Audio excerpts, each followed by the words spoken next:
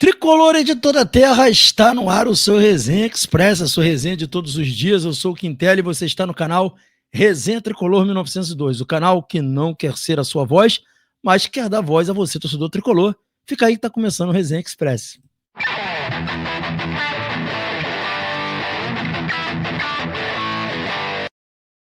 É isso aí, Resenha Express voltando, pedindo aos amigos para não se esquecer de se inscrever no canal, ativar o sininho das notificações, deixar o like. Fazendo isso, você nos ajude a engajar. Isso é muito importante. Também peço que deixe o hype. Só puxar o comentário para o lado, clicar em hypar, vocês ajudam a distribuir esse conteúdo para mais pessoas. Então, dá essa moralzaça aí pra gente. Galera, vamos começar aqui tratando ainda das repercussões de ontem, da eliminação do Fluminense. E assim, o Fluminense teve um prejuízo que não está sendo falado ontem, que foi a perda do valor da classificação. Se o Fluminense se classificasse, né, ontem para as semifinais, o Fluminense teria recebido 2,8 milhões de dólares, algo em torno de 11 milhões de reais por aí. O Fluminense deixou de faturar por uma simples classificação. E isso foi visto como algo assim, que dentro do planejamento do Fluminense se contava com esse dinheiro para pagar salários. Mas não que o Fluminense não tenha o dinheiro para pagar salários. Tem. Mas isso entrou numa conta ali que parte do dinheiro que estava comprometido para outras despesas vai ter que ser puxado para pagar essa questão, essa folha salarial do mês. Então, assim, o Fluminense lamentou muito também a perda desse valor, que era um valor importante. E, além disso, havia chance também do Fluminense vencer as partidas e ganhar um pouco mais de dinheiro nas semifinais e de, eventualmente, até chegar numa final, garantindo no mínimo ali 29 milhões de reais e podendo ganhar até 45 milhões de reais, 52 milhões de reais, se fosse campeão. Então, assim, foi uma perda para uma projeção que o clube fazia, uma projeção, assim, não que fosse um dinheiro fundamental, mas numa projeção, o Fluminense pode ter perdido aí, deixado de ganhar 52 milhões de reais em valores se fosse campeão da Sul-Americana, sem contar também com a própria conquista desportiva em si. Uma grande perda realmente para o Fluminense, sem dúvida nenhuma. E repercutindo ainda essa perda, o Felipe Melo falou, deu a opinião dele, falou o que pensa, como sempre, sobre a decisão do Renato. Vamos ver o que ele disse sobre a decisão do Renato Gaúcho. Vamos ouvir o Felipe Melo aí. Fala, pessoal. Bom, já estou aqui em São Paulo, estou aqui no hotel, esperando o tempo para sair para almoçar. E muitas pessoas estão reagindo aos meus stories dessa manhã, falando do Fluminense, do Renato, perguntando, né, se acha correto. Alguns têm falado chamado de covarde, outros têm falado que não aguentava mais de sair. Eu não deixaria o time nessa situação. Sabe, eu já visto que o Fluminense tem uma semifinal de Copa do Brasil, o Fluminense tem um campeonato brasileiro para jogar e uma chance real de avançar na Copa do Brasil. Claro que tudo pode acontecer, o Fluminense pode ganhar o jogo, o Fluminense pode ganhar a Copa do Brasil. Então eu acho uma decisão equivocada, tá? Eu não deixaria a equipe dessa maneira. Se fosse comigo, de repente, tá insustentável, não dá para continuar, o treinador acha que dá para continuar, chega no presidente e eu, tá? Presidente, seguinte, vai vendo um cara aí, eu vou ficar por aí, não precisa ninguém saber, mas eu fico até você arrumar alguém. Tá aí, concordo com o Felipe Melo, perfeito, né? Foi o que ele quis dizer, com outras palavras, é que os caras foram antiéticos, simples assim. Faltou ética ali no Renato, faltou ética pro Renato e foi antiético. Basicamente é isso que ele quis dizer. Nem vou entrar nas outras coisas que o Renato falou, acho que já deu também. O Renato deixa uma mancha aí na imagem dele junto ao Fluminense, como já falei, trouxe em primeira mão no canal. O Mário ficou muito chateado, o Angione ficou muito chateado, as pessoas que deram suporte a ele nos momentos difíceis dele no Fluminense ficaram muito chateados com essa situação. Galera, sobre técnicos, tá? Já falar agora aqui sobre técnicos rapidamente.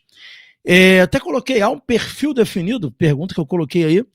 Então, amanhã terá uma reunião, né, em Laranjeiras, reunião será em Laranjeiras, segundo o jornalista Marcelo Neves, do GE, e eu tive mais algumas informações também sobre essa reunião. Nessa reunião será debatido exatamente isso, um perfil de treinador que se quer contratar e uma lista de treinadores, tá? A grande dúvida da gestão do Fluminense, segundo essas informações complementares que eu tive, é o treinador que vai ser contratado, vai ser pensado esse treinador para o fim da temporada apenas, ou já vai se pensar num treinador para o ano que vem? Porque é muito complicado para uma gestão que está saindo contratar um treinador agora. Porque não é usual e não é correto ou ético você contratar um treinador para outra temporada sem você ter certeza que sua gestão vai continuar. Então essa é uma discussão importante que vai se travar amanhã na reunião da gestão do Fluminense.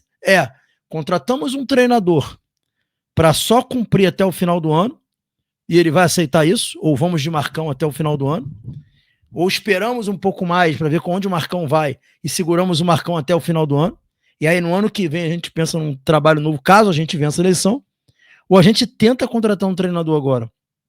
Lembrando que a situação do Fluminense atual é muito diferente da situação que o Mário pegou em 24.